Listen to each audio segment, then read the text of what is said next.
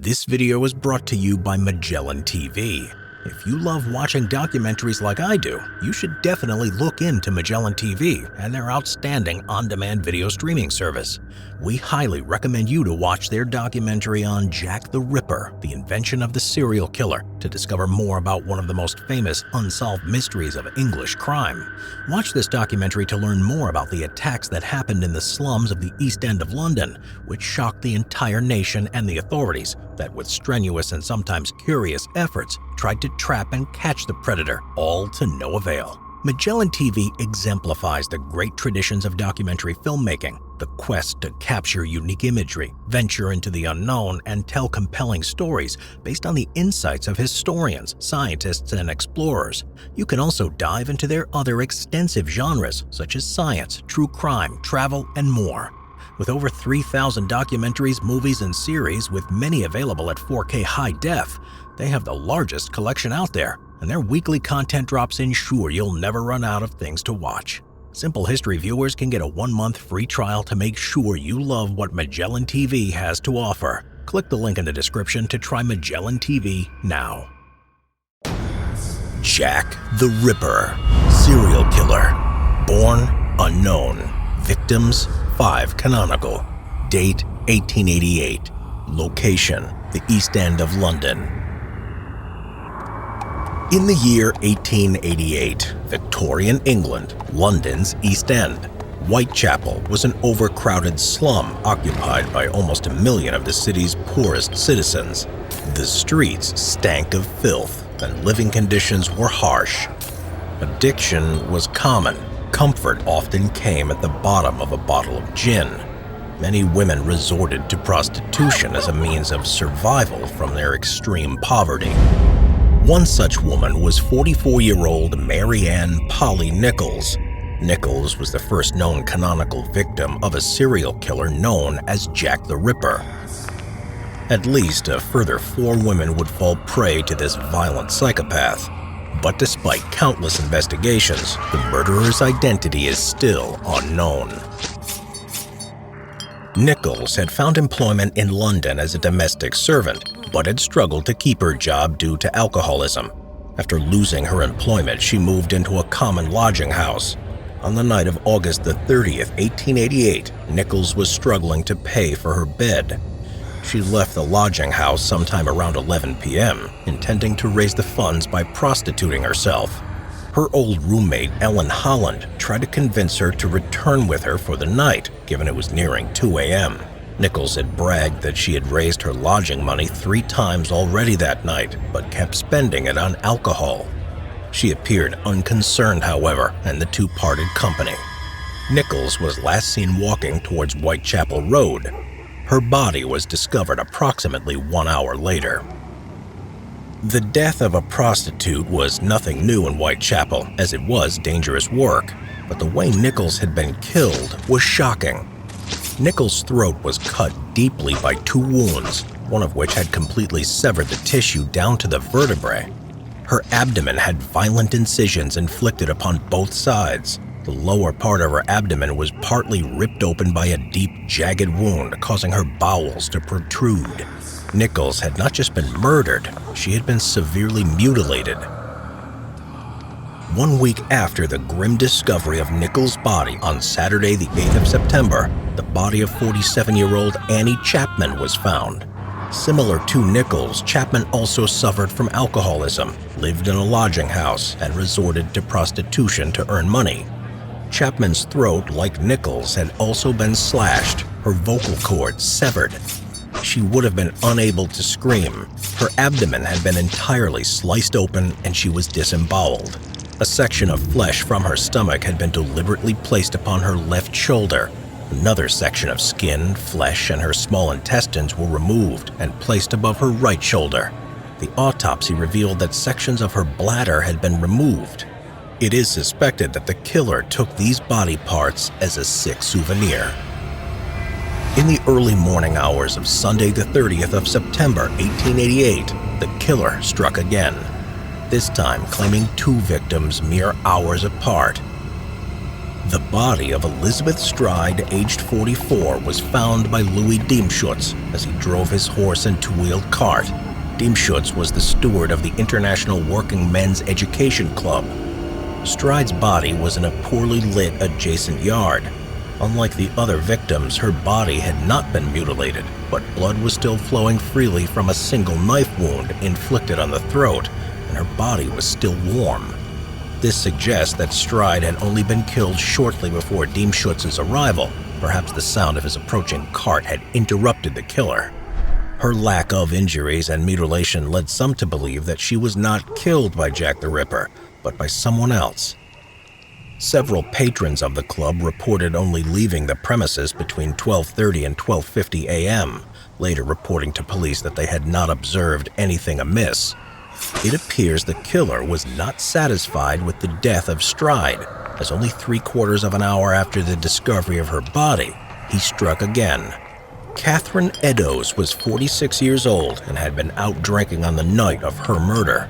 She was so heavily intoxicated by 8:30 p.m. that she had been taken into custody to sober up. She was released at 1 a.m. Her body was found in Mitre Square, about a mile away from Stride's body. Like the other victims, Eddowes' throat had been severed. She was also disemboweled and had her intestines placed over her right shoulder. The left kidney and most of her uterus had been removed. This time, the killer went further with his mutilation, disfiguring her face. Her nose was removed, her cheeks slashed, and cuts incised vertically through each of her eyelids. The police surgeon who conducted the post-mortem on Eddowes' body stated that he believed the mutilations would have taken at least 5 minutes to complete.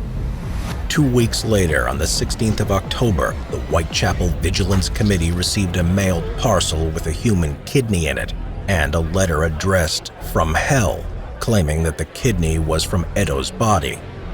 Many contemporary observers and most modern historians believe, however, that the kidney was not genuine and more likely sent as a prank. The murders of Stride and Eddowes ultimately became known as the double event. This time, a clue was left close at the scene of the crime. In a doorway in Goulston Street, only a short walk away from Mitre Square, police found a section of Eddowes' bloodied apron. A chalk inscription was marked on the wall directly above the apron, which read, "The Jews are the men that will not be blamed for nothing." The message appeared to imply that a Jewish person or the Jewish people were responsible for the series of murders. It is unknown whether the statement was written by the murderer who deliberately placed the apron there, or if it was merely incidental and had nothing to do with the case, since graffiti was common in Whitechapel. The police commissioner, Charles Warren, feared that the graffiti might stir up anti-Semitic riots and ordered the writing washed away before dawn. Mary Jane Kelly was the last known victim of Jack the Ripper. She was much younger than the other victims at only 25. Mary Jane Kelly was murdered on Friday the 9th of November, 1888. Similar to the other 4 victims, Kelly was also living as a prostitute. Unlike the other 4 victims who had been murdered outdoors and whose mutilations were rushed, Kelly was killed within the small room she rented at 13 Miller's Court off Dorset Street. This afforded her killer an extensive period to take their time in disfiguring and mutilating the body. Kelly was last seen alive by the witness George Hutchinson. They met at around 2 a.m. on Commercial Street. She asked him for a loan of 6pence, but he didn't have it. She then walked in the direction of Thrall Street, and on the way was picked up by a well-dressed man who she led towards her lodgings on Dorset Street. Hutchinson described the man with Kelly as wearing a coat trimmed with astrakhan fur, a black tie with a horseshoe pin, button overboots, and a large gold chain hanging from his waistcoat. Hutchinson's description helped fuel the theory that the Ripper was from the upper class of society, but police questioned if his statement was credible. The shocking discovery of her body was made the next morning. Kelly's landlord, John McCarthy, had sent his assistant, former soldier Thomas Boyer, to collect the rent. Kelly was 6 weeks behind on her payments and owed 29 shillings. At around 10:45 a.m., Boyer knocked on her door. After receiving no response, he moved aside some clothing that was used to plug a broken window. Looking through the window, Boyer found Kelly's extensively mutilated corpse lying on the bed, and he quickly reported his ghastly find to the police. Kelly's body was lying in the middle of the bed, shoulders flat but inclined slightly to the left, her head also turned on its left side. Kelly's throat had been severed down to the spine, and her face had been hacked beyond all recognition. Her nose, cheeks, eyebrows, and ears had been partly removed. Kelly's abdomen had been almost completely emptied of its organs. Both breasts had been sliced off. Her uterus, kidneys, and one breast had been placed beneath her head. The other breast was placed on her right foot. Her liver was found between her feet and the spleen by the left side of the body. Her intestines had been removed and scattered around her feet, about the bed, and with sections draped upon the bedside table. Her thighs had been stripped of skin, flesh, and muscle. The heart was missing from the crime scene, and it was speculated that the killer took it with them. It's estimated that the murderer had spent about 2 hours with her body. Dr. Thomas Bond and Dr. Bagster Phillips examined the body and determined that she had died between 3 to 9 hours before she was discovered. Phillips believed that, like other victims, Kelly's life was ended by the slash to her throat and the mutilations performed afterwards. Bond stated in a report that the knife used was about 1 inch or 25 millimeters wide and at least 8 inches or 50 millimeters long. Despite what newspapers had reported at the time, Bond believed that the murderer didn't have any specialized medical training or knowledge. It was clear, however, that the killer needed to not only murder his victims, but the mutilations were a vital aspect of their ritual. While some researchers disagree, Mary Kelly is generally considered to be the Ripper's final victim. It's often assumed that the crimes ended because the culprit either died, was imprisoned, institutionalized, or emigrated out of the city. The Jack the Ripper murders presented the Victorian police with a type of crime they had little experience of handling. Detectives who dealt with the investigation into the murders found themselves hunting for a killer who was leaving very few clues. The police lacked many of the techniques that their 21st century counterparts would take for granted in a murder investigation of this kind. This included fingerprinting, modern forensics, and psychological profiling. Even crime scene photography was a new technology that was simply not utilized as it would be today. The murders were committed in one of the most crime-ridden quarters of London, where the secrecy of criminal elements and the Whitechapel residents' mistrust of the police hampered the investigation. During and after the murders, hundreds of letters were sent into the police department and local press claiming to be written by the murderer. Most of these letters were quickly deemed to be fake, either written by people trying to create more terror or by the journalists themselves trying to sell more newspapers. Almost all letters have been disregarded by Ripper experts as hoaxes, but it is possible that at least one letter may have been a genuine clue from the killer. On October 16, 1888, George Lusk, the president of the Whitechapel Vigilance Committee, received a 3-inch square cardboard box in the mail. Inside was a letter and, disturbingly, half of a human kidney preserved in wine. The letter, including spelling errors, read as follows. From hell. Mr. Lusk, sir, I send you half the kidney I took from one woman and preserved it for you. T'other piece I fried and ate it. It was very nice. I may send you the bloody knife that took it out if you wait a while longer. Signed, Catch Me When You Can, Mr. Lusk. While medical reports found the kidney to be like the one removed from Catherine Eddowes, insofar as it was taken from the left side, without DNA testing, it's impossible to know if it was hers. At first, the police suspected that the murders must have been carried out by one of the local criminal gangs in the area. Prostitutes were often managed by gangs, and it was thought that the victims had been attacked by their pimps as a punishment for either disobeying them or as intimidation or a warning sign to the other women under the gang's control. Emma Smith was murdered by such a gang in Whitechapel on the 4th of April, 1888, a few months before the Ripper murders started. Smith was bludgeoned about the face and received a deep cut to her ear. She is sometimes considered a possible victim of Jack, but it seems unlikely as she initially survived her violent assault and reported that she had been attacked by at least 2 or 3 men. By early September 1888, the police abandoned the idea that the murders were being committed by a local gang. They concluded that the murders had generated so much publicity that at least one of the members would have informed on the others. They focused their investigation on looking for a lone assassin. John Piser, aka Leather Apron, 1850 to 1897. Shortly after the second murder, fear within the Whitechapel community began to grow. The police involved in the case soon received leads from locals to investigate John Piser, who was a Polish Jew who worked as a bootmaker in Whitechapel. According to the locals, he also ran an extortion racket and regularly intimidated local prostitutes. Piser would later demand money from them, threatening to rip them apart if they refused. Nicknamed Leather Apron because of the leather apron he wore to work, he was known to always carry a knife.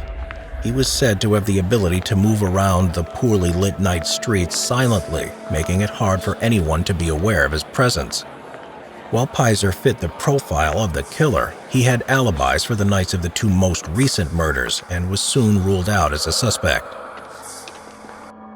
Severin Klosowski, aka George Chapman, 1865 to 1903.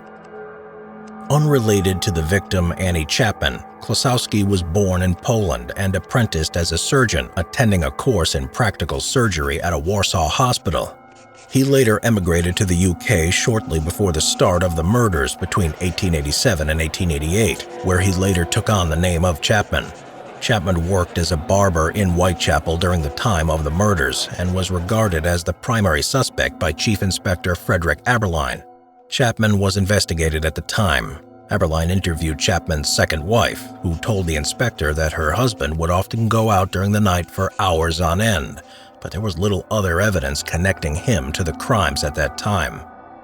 The inspector was right to be suspicious of Chapman, however, and he remains a possible suspect because he later poisoned 3 of his wives using a compound known as tartar emetic, which results in a painful death similar to arsenic poisoning.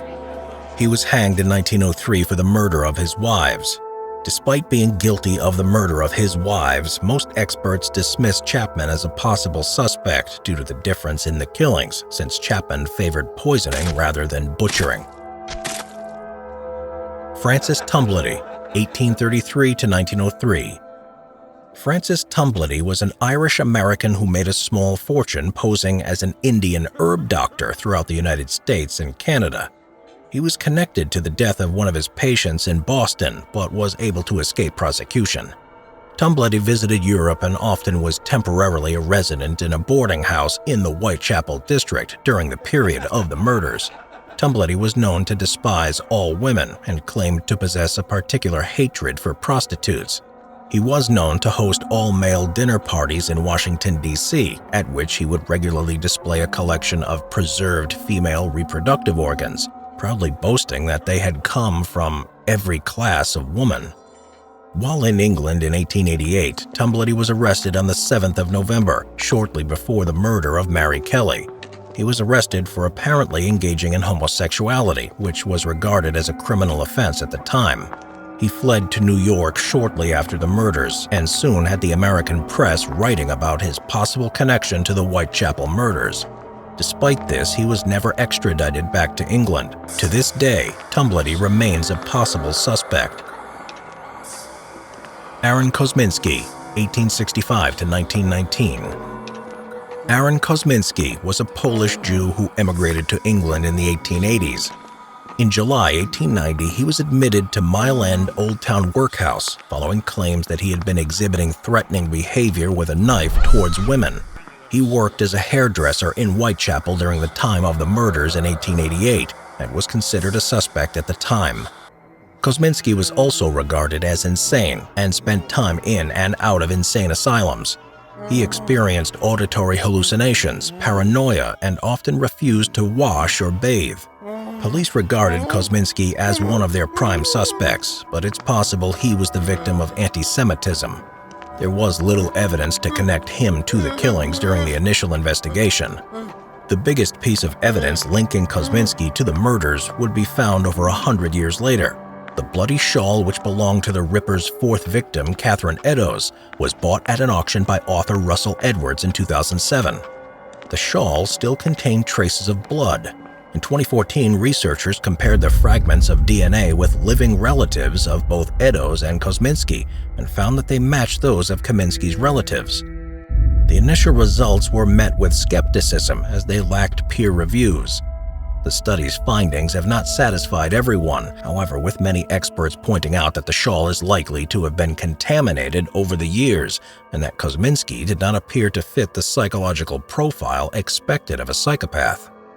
In 2019, the tests were rerun again by Liverpool John Moores University and the University of Leeds, which correlated the fact that mitochondrial DNA did indeed match both descendants of Eddowes and Kosminski. The findings were again disputed by geneticists and other experts, questioning the methodology used and the likelihood of contamination. Despite doubts, it remains the strongest piece of forensic evidence linking the suspect to the murders. More than 100 years later, the Jack the Ripper murders remain one of the most famous and notorious mysteries of history, which has inspired a whole industry of books, films, TV shows, and graphic novels. The locations have also become the must-see destination for a macabre tourist industry in London, with tourists flocking to retrace the steps of Jack the Ripper and his unfortunate victims.